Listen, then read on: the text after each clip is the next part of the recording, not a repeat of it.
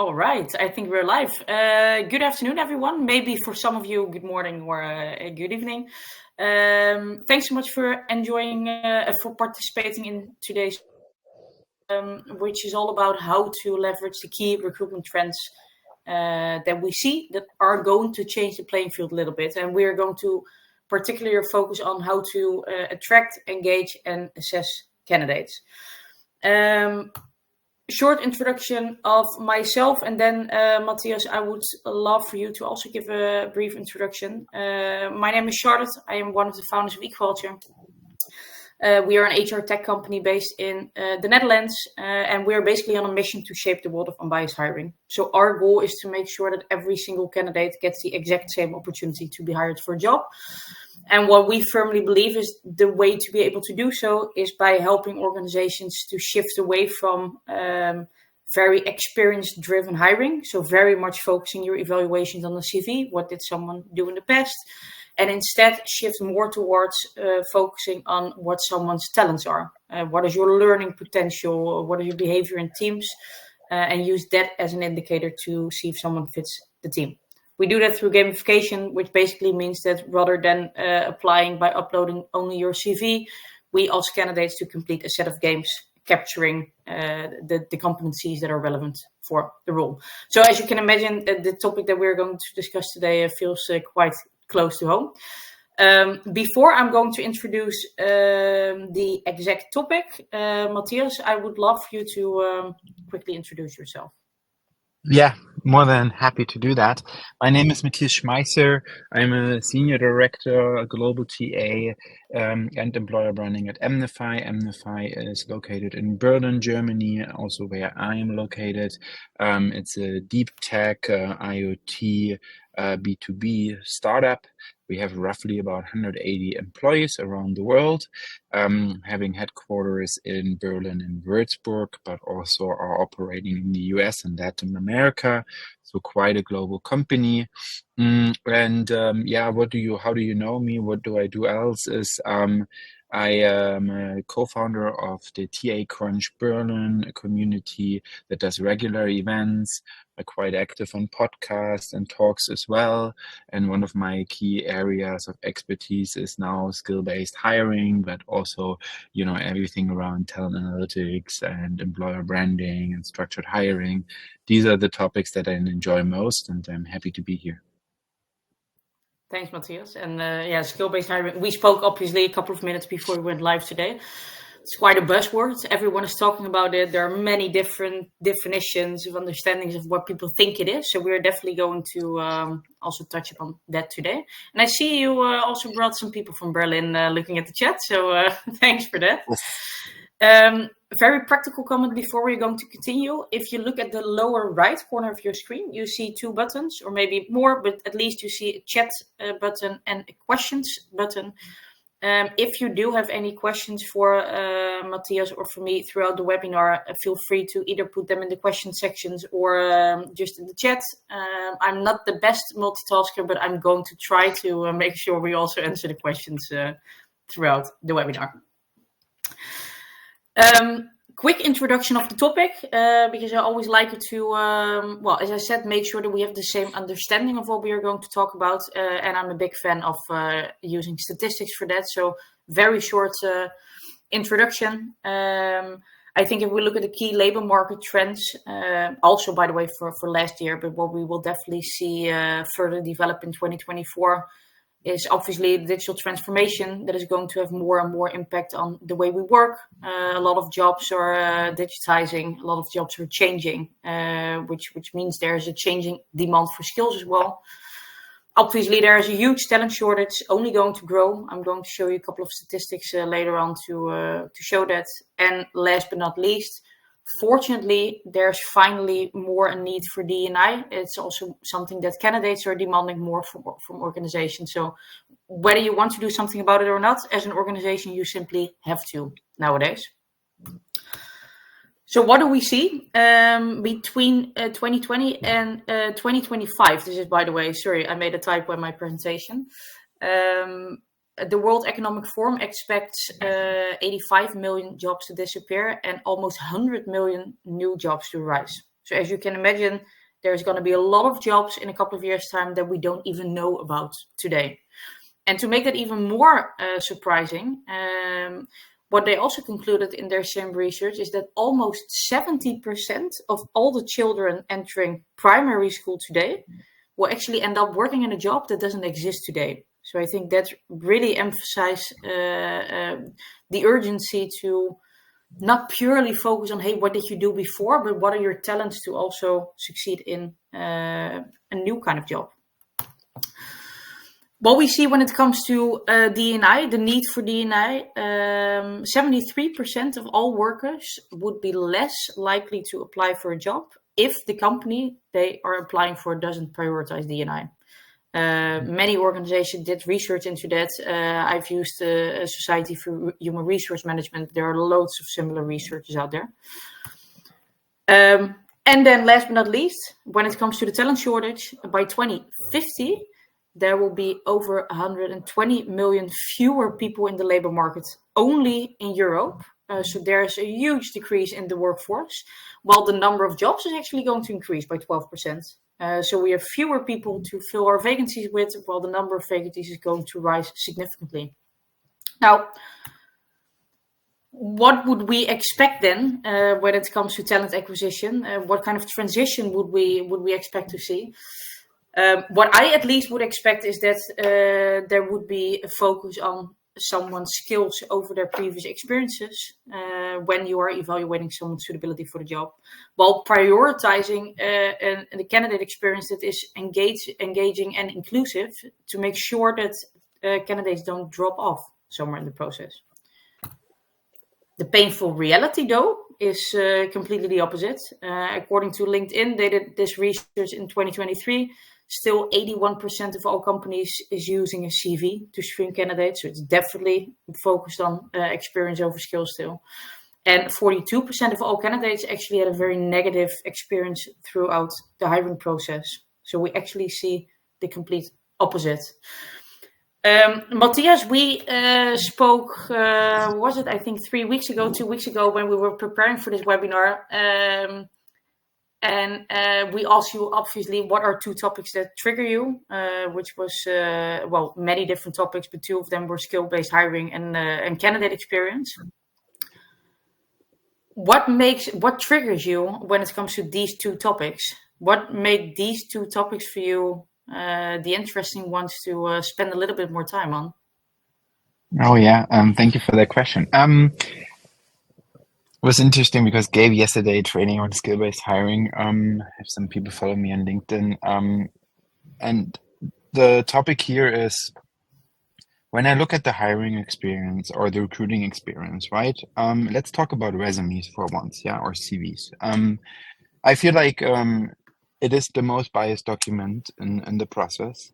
Until now, still, we use it in order to make selection decisions, right? And those selection decisions are highly biased. Why? Because people have their names there, they have their photos there. Some people even say, family status, single, married, whatever. Lots of different things. We see the way they are designed. We look at years of work experience. We are have the similarity bias in terms of, oh, they work for Netflix or Google, they must be good, right? So there's a lot in there that already allows us, if you not handle it with care, to be very biased from the get-go of who you want to interview. Yeah, and that is really, really the first step. And when you combine this with candidate experience, the worst candidate experience based on some research that you can go for with tools who are also measuring candidate experience over the course of time is the very beginning. The very beginning of the journey is when somebody applies, they either get a rejection, but no feedback at all. And they also say, look, but I'm actually qualified, yeah? So why am I not being interviewed? So, and here I think comes this whole topic of skill-based hiring, where I would say, why are we not removing resumes and instead doing a skill-based top funnel assessment? That means, look, whatever assessment that is, that depends a little bit of what kind of role you look for, of course. But what I did, for example, I said, look, I have a test there, 20 minutes. I don't want your resume. I just test you on your recruitment skills and your record skills. It's actually very relevant. So I use job knowledge tests. Yeah, in academia, they refer to this. They have a 40% prediction of future job performance, while job experience has only 0.7%. So it's the weakest predictor of future job performance. And here you can make a difference by putting a cutoff score there and say, look, I actually select and make an Yeah. educated and a data-driven decision on actually deciding of who to interview by looking at skills instead of pedigrees, as they say it. And I think this is something where if we assume that we get the resumes completely out of talent acquisition and recruitment, we would do the world a big favor, yeah? And we get a huge step into a less biased or to a less biased environment and procedure.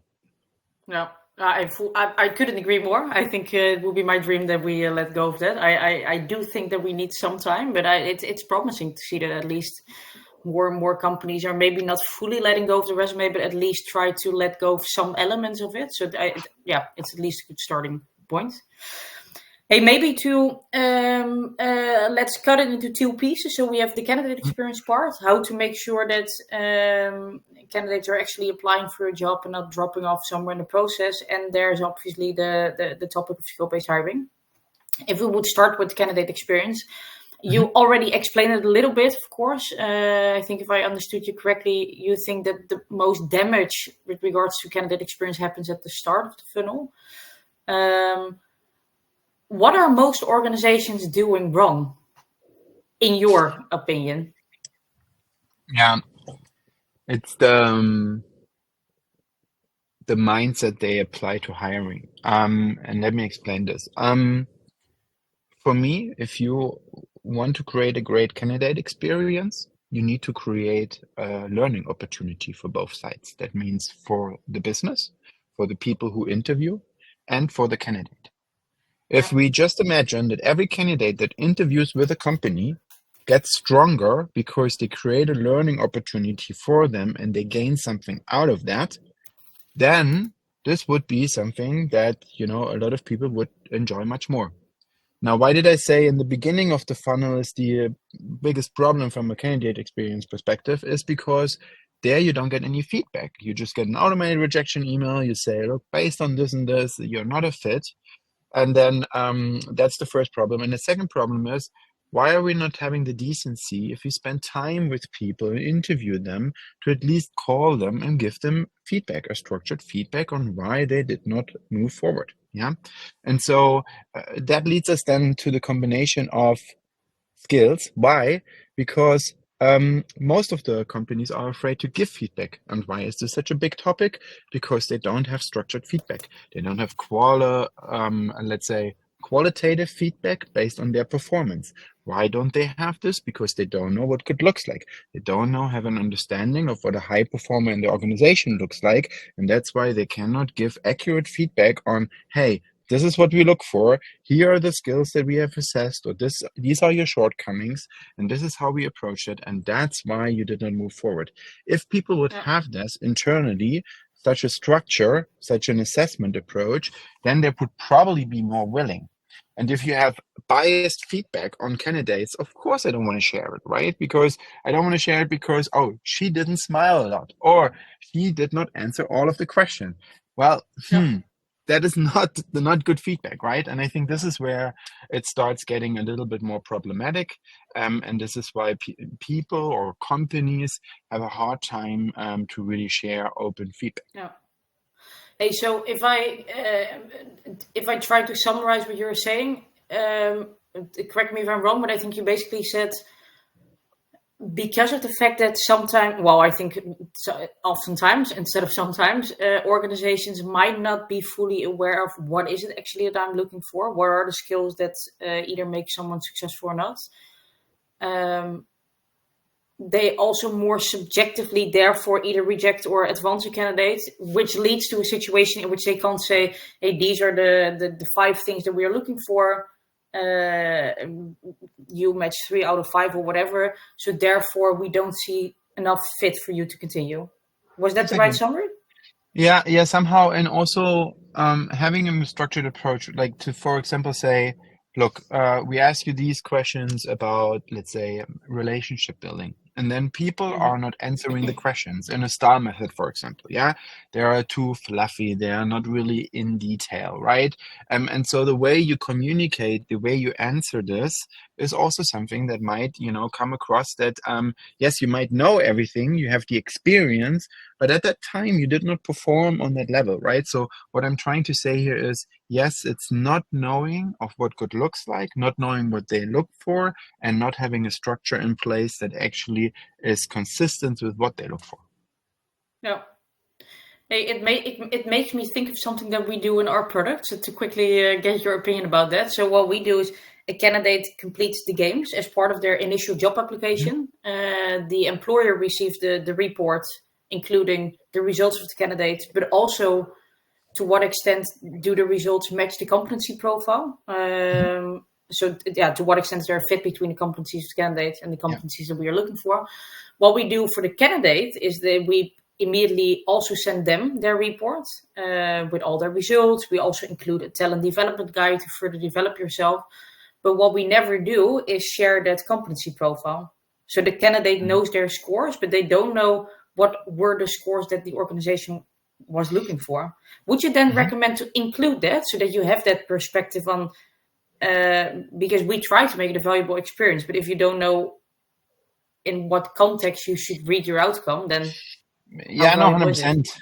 I agree. It's an interesting conversation that happened yesterday as well in my workshop. Is the question is always like, look, not every role, even if they have the same job title sometimes, is the same role in every organization, right? Yeah, And some roles are more valued in certain organizations than others, right? So for example, I give you an example. I was looking at rec ops knowledge. That means how can recruiters leverage technologies in order to be more efficient? And hmm, in some companies, not so many recruiters are owning this. Yeah, it's even a known profession. There are even own job titles for this particular role.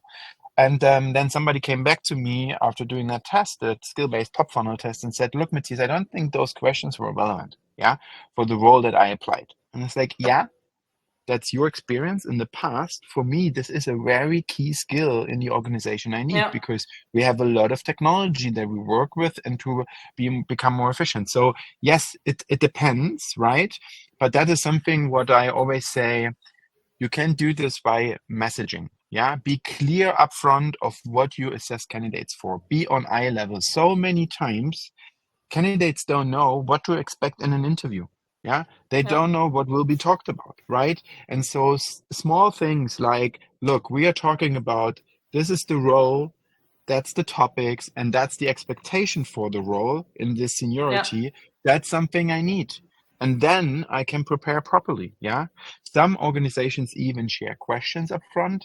I'm not there yet, but I think, yeah, that's the right direction, right? Because in the end of the day, you want somebody who is at their best level and at their best performance, and they can only be at their best performance if there's an equal power level because yeah. everybody knows the same thing. And if you hide things from people, how can they be the best versions of themselves if they don't know what they are talking about? Yeah. Yeah, yeah, no, absolutely. Hey, we have been talking about skill-based hiring and how Mhm. to assess candidates based on skills and give the proper feedback to candidates. I think that's at least my main takeaway from the candidate experience part. Skill-based hiring, I mentioned it, of course, in the beginning, is a buzzword. It's something that every organization is talking about. A lot of people have different understandings of what it is and how you actually implement that. Could you share your definition of skill-based hiring? Yeah. Well, don't get to take credit here, but yeah, I also looked at some academia research, and everybody has a different one. Literally, what we are looking for is measurable and objective employability or occupational skills of candidates in order to perform a job. Yeah, compared to their experience. Yeah. So we really look at the skills to do a job. Yeah. So and that could be very much different from job to job, but it needs to be measurable and needs to be also how would I say this? Observable as well. Observable is the right word, right? Because in the end of the day, I think these days we know this pretty well. A lot of employees have a lot of skills that they don't use for their jobs as well. So they're hidden skills as well, right? And I think that's Yeah. something that is a completely different topic. But again, I think this is what for me skill-based hiring is. And the hiring, and not just the skills, but hiring means then also that we test for those skills, right? So you don't have just conversations. We are really testing those skills to get data to see how good are they in order of what we are looking for. That is definitely also Yeah. something that I don't want to that I want to mention. Yeah. Yeah. Hey, and before we continue to how to then do that, could you give some examples of skills? Are we? Is it in your understanding? Is it hard skills? Is it soft skills? Is it a combination of both? Oh Like yeah. I think that the term And hard skill, soft skill, competency, it's all being used, and I think there's also a lot of confusion around those topics. So. Let's say you are yeah. hiring a marketer or an engineer, whatever. Like, what are some examples of skills that you could mention? Yeah, 100%. So, we started to take the DNA of our culture into skills, and then I call them DNA skills. But literally, what we're doing is we call them our core skills. But power skills is also our essential skills or social skills. You know, people frame this these days completely different. But what it is, for example, for us is it's a set of skills that apply for everybody, for everyone in the organization. That means effective communication. That means relationship building. Yeah, that means adaptability, a little bit different to resilience, but yeah, that's something that we have seen there as well. And there are a couple of more, but I think that is the social skill aspect. Yeah. And then when you go into different jobs, then you have these functional skills, and that these are skills that are most of the time set up by the business, right? So that could be, for example, coding skills in a different language, right? You name that language. It could be system design, system architecture, right? A different approach. For example, for talent acquisition, it's pretty easy. You have like talent attraction, yeah, candidate assessment, talent operation, talent acquisition as say.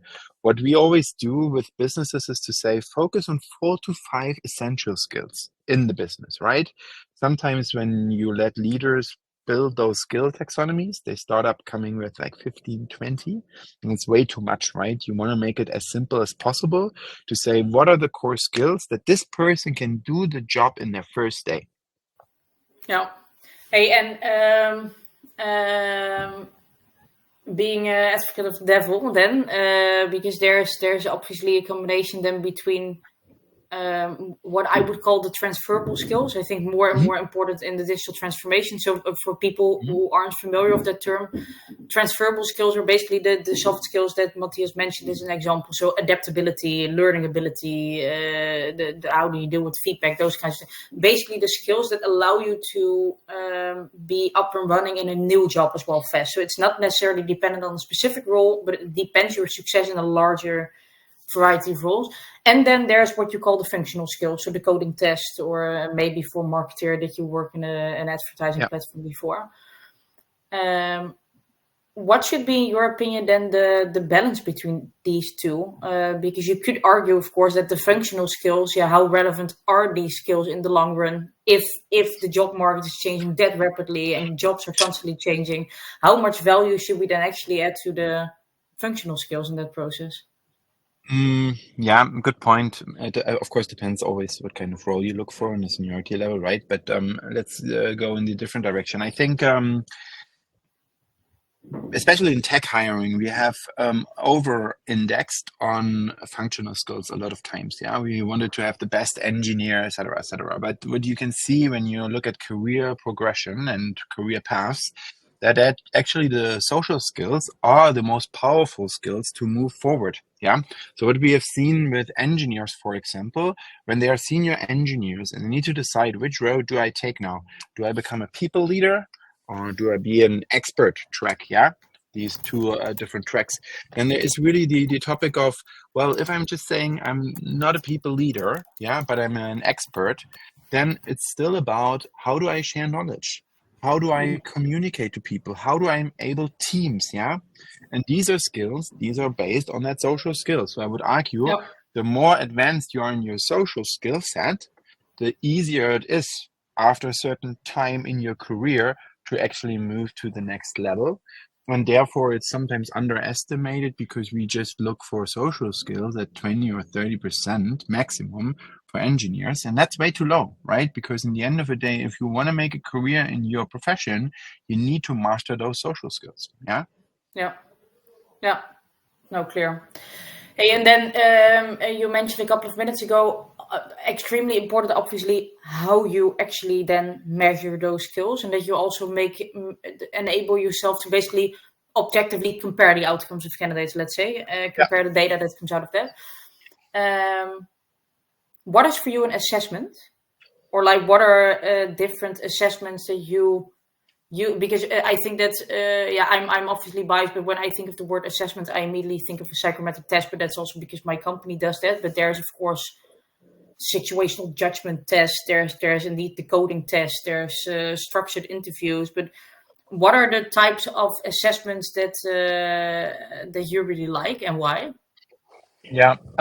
So I'm a huge. So let me start with academia, right? I think there are, because why are we doing assessments? I think sometimes we keep on losing the big picture of why we are doing certain things. Yeah.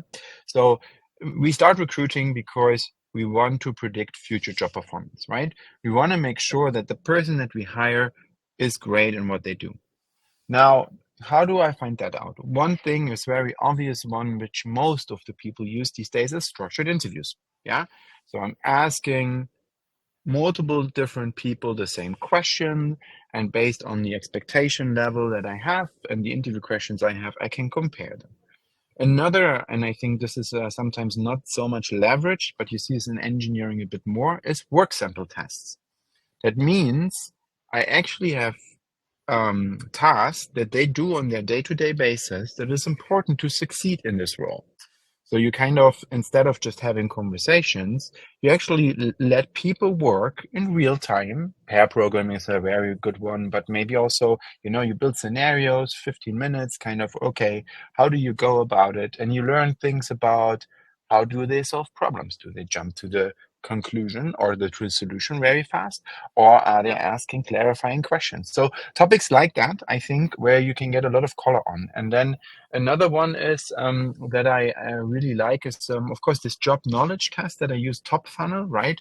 Just to understand, look, when I don't look at your resume, but I want to understand through multiple choice questions on a certain topic, your knowledge, test your knowledge of how advanced is this, and then you have cutoff scores and you can look at that. So these are things that predict quite good job performance. And what I feel like the combination of all of those elements in the hiring process then increases the prediction of job performance. And I think that's something that I think works well. Why? Because in the end of the day, it's again a messaging topic, but if you tell people, we want to test your skills to give you a fair pay and actually position you in the organization based on your expertise, because then we're not just hiring them, they need to grow in this organization as well, right? And if they feel like they're unfairly paid or unfairly treated or actually know more than others, this is where friction starts. This is where disengagement starts. This is where, people get unhappy. Yeah, no, definitely. Hey, I'm always a bit confused if we do this in 30 or 45 minutes, so I try to stay in between the 30 and 45. But something that you told me a couple of weeks ago when we last spoke, which I think is a great also use case to wrap up this webinar, unless there are questions still coming into the chat, but is that you did this experiment, right? Where you said we are going to hire, I think you hired someone for your own team purely by focusing on skills and removing the resume entirely from the process. Now, what I would be curious about, well, you told me obviously, but I think for everyone to hear is, how did candidates react on that? Because I think that one of the objections that we usually hear from when we speak with leads, for example, is that they fear that if you introduce an assessment top funnel instead of uploading a CV, that candidates think, oof, I'm not going to do that, I drop off. So how did candidates respond? What were the results that you saw by shifting the focus from CV to skills? And finally, what is one thing that you would do differently if you would do it again? Yeah. Oh, it's good. Sorry, Because I that's a covered very this. big question. No, it's good. I'm so happy that I did my training yesterday because I answered all of those questions. First of all, the first question was what was the first question again? Sorry. The first question was the reaction of candidates. Yeah, reaction of candidates. So what we did is we of course framed them a little bit and said, look, we did a messaging. I did a LinkedIn post on this about the role and explained in 60 seconds what this role is all about, who we are, the process, etc., right? And then I said, look, the only thing I need to know is it's a Berlin role, so you need to be in Berlin or not. That's the only thing I need to know, or if you're willing to go to Berlin. But anything else, everybody else gets a test. So I send them the test, and I put in there to say, look, we don't look for your years of working experience, the company you've worked for, etc. I explained them the assessment approach and also said that, look, we want you to actually get some feedback as well. So even if you don't pass the test, you get the results and some learning opportunities as well. So we really framed that nicely. And the result was that 91.5% did the test. Yeah. And so we had a drop off or bounce rate of 8.5. When I talked about this top funnel before they even interviewed anyone, by the way, right? It's just a message sent out and then they took the test. A lot of people told me in my profession, no, the bounce rate is crazy, Matthias. You will have a drop off of 40 or 50%. Not happening. Now, to be fair, at the moment when I posted that role in November, a lot of people lost their jobs in recruitment. A lot of recruitment people were unhappy. So I had a high inbound role. I did not have like just 5 or 10 people. I had very much like almost 200 people within a very short period of time. So that meant also there's a lot of pressure on how you make that decision, right? So, and then what you also said, oh, did it work? So what I looked at is, I looked at the results. I did a cutoff score from 75 to 100. Yeah. And one lesson I learned, I should have done it from 85 to 100, not 75. I was a little bit too friendly, let's say, too user friendly. Yeah. But 85 to 100. But what was super interesting is the person that we hired in the end scored 96%. That meant that it was not only the highest score, but that also showcased all of the interviews afterwards, actually confirmed the robust result from the test to say, look, top funnel, I have a test that actually already tells me based on that score how good somebody is in the end. Yeah. And that's brilliant. Yeah. Because that actually proves the point that you see in academia to say, look, you can predict future job performance by those results. What is also very interesting is if I would have put the result or the cutoff score from 90 to 100, I would have lost one final candidate. Yeah, so that's also very interesting because the second final candidate that I had an 87% of a score. Yeah, so you need to be mindful here and how tough are we with the cutoff scores and how not. Yeah. I think I sent the test to over 114 candidates. I think I managed to have 10 candidates in the 90 to 100. I had another, I think, 25 in the 85 to 90, to 85 to 90.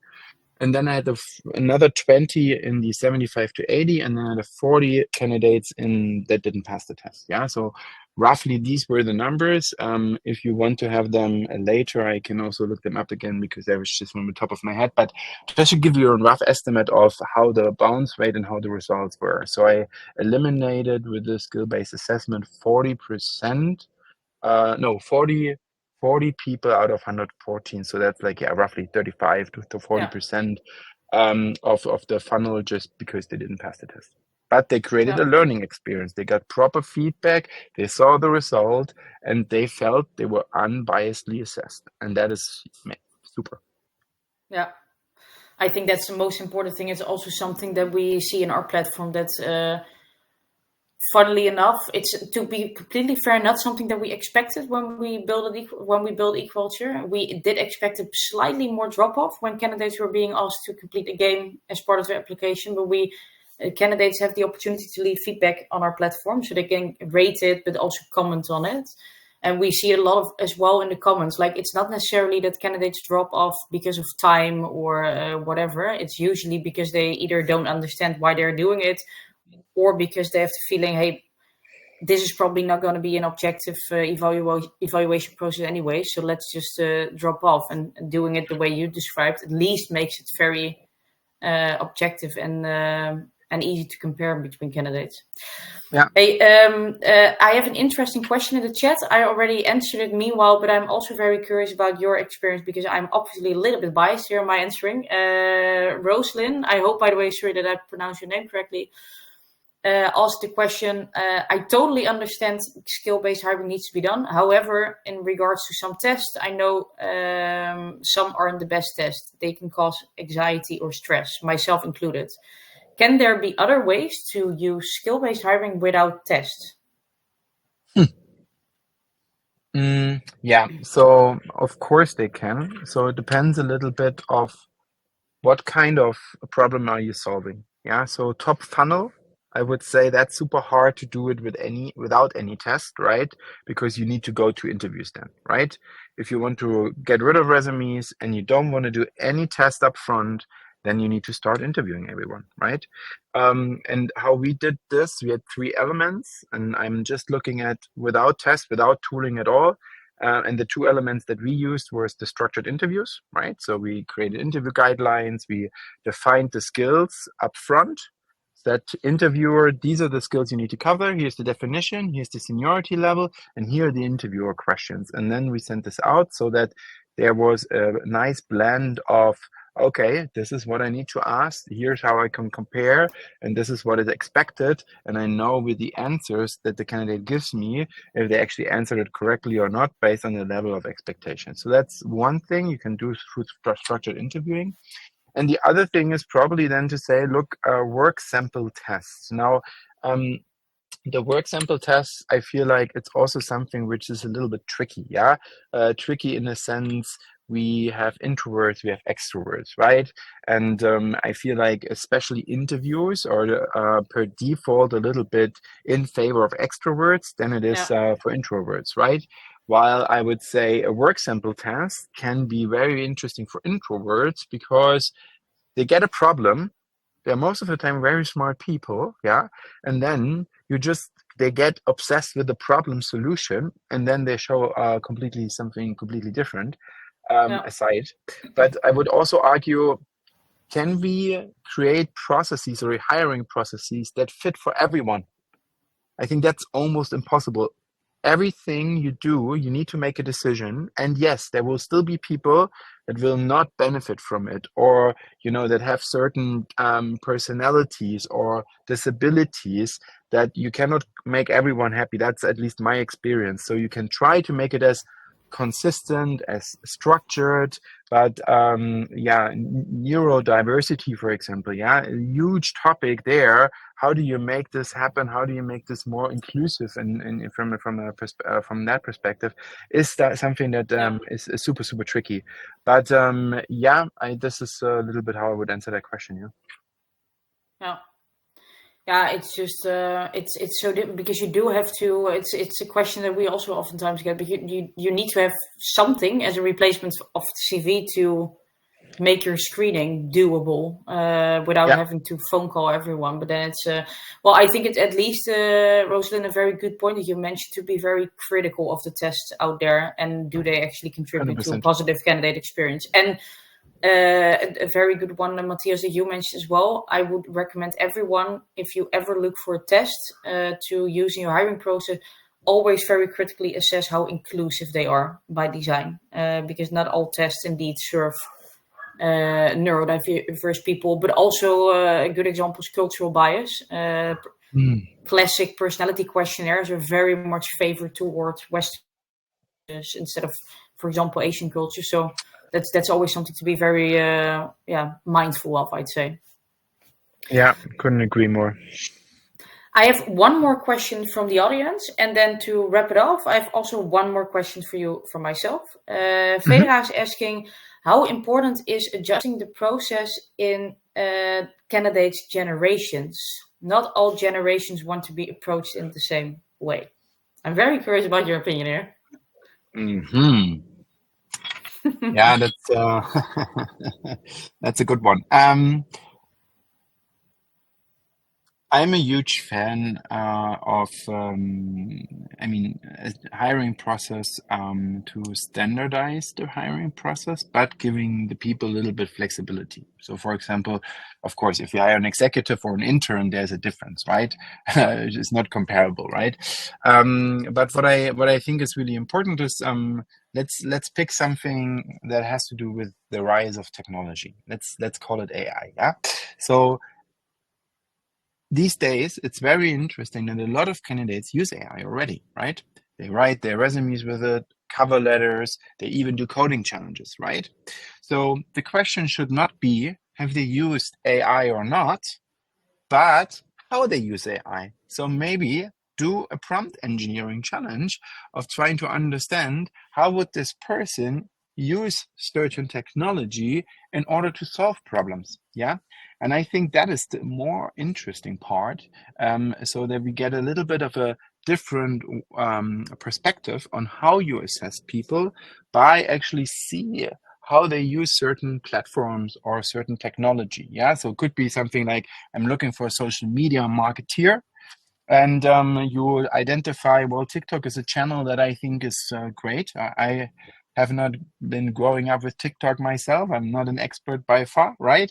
But the new generation is using this quite often. And then the question is, how do you do this? How do you leverage this? Yeah. How would you go about it? And I think, yeah, we need to adjust it to a certain extent, because I do believe, to what you said in the beginning of our session, new jobs will be created, skills will come up as well, and we need to adjust that. Yeah, we need to adjust that. And I think also maybe one last sentence about adjusting the process is, look at the interview panel. If you want to hire diverse people and have just white men there, then that's maybe not the most diverse experience that they can get, right? So be mindful of, who do I want to recruit for? Who do I want to attract? And can I reflect that with the organization and the people that I interact with, right, on the day-to-day basis? So it's not just the process, it's also the people you have, and of course the assessment that needs to be adjusted. Yeah, absolutely.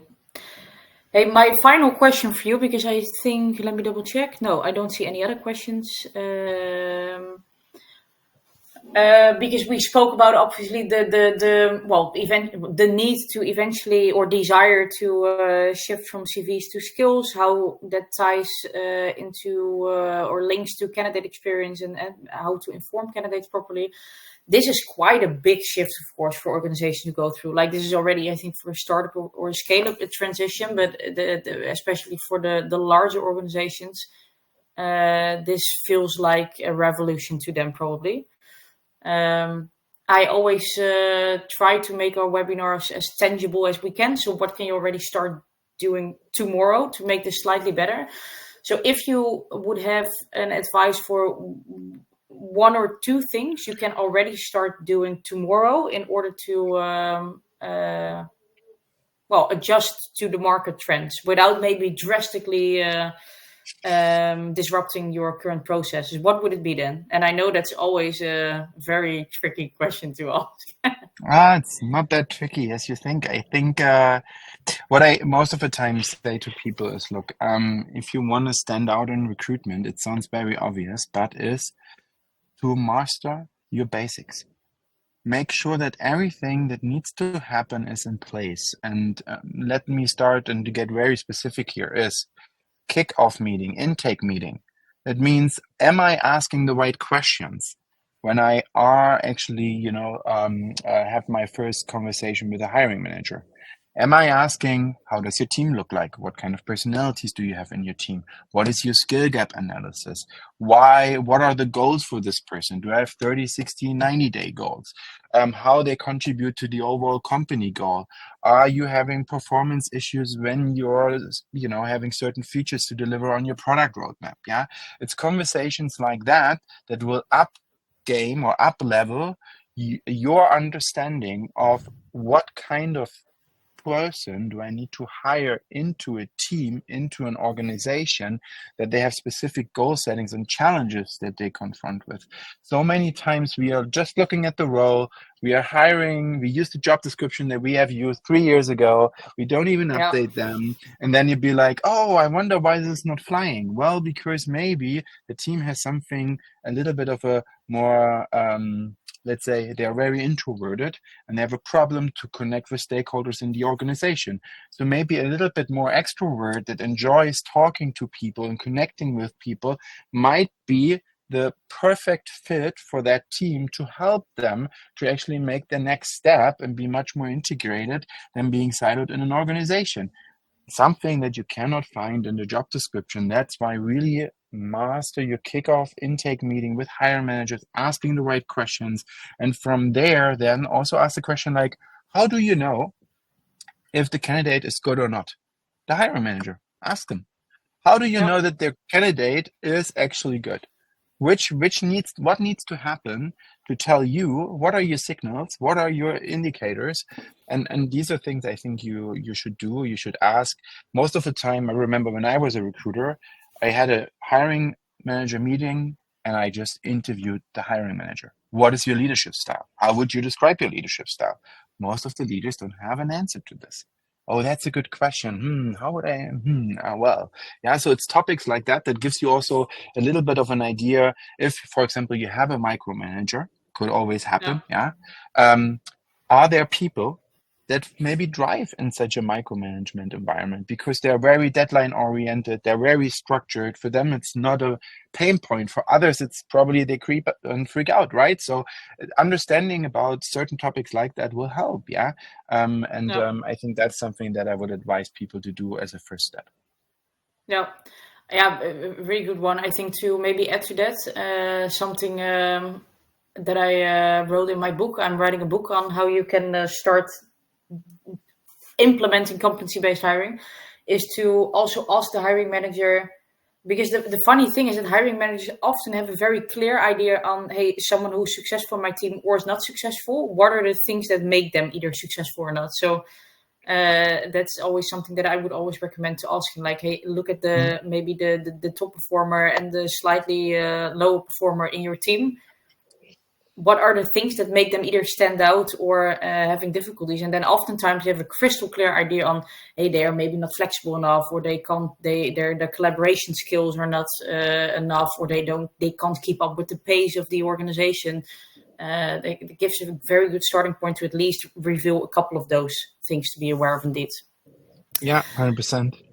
Having that said, I'm sorry I went over time. That's usually what happens when you're in a webinar with me. But I really enjoyed the conversation, Matthias, and I learned a lot. So thanks so much for that. I hope you enjoyed it as well. For everyone who's listening today, thanks so much for joining. There will be a recording on our website in a couple of days. I think you will also receive an email about that. So all the things that we talked about, you can view it again. We will also include relevant sources if we mention research or whatever, so that you can look them up. And if you do have any follow-up questions for Matthias, Matthias and I are linked now for a month on LinkedIn. He's a superstar and influencer, so probably he's more than open to having you on LinkedIn and continue the conversation. And Matthias, big thanks again for joining today. Thank you so much for having me. Have a good one. Bye-bye. Take care, everyone. Go.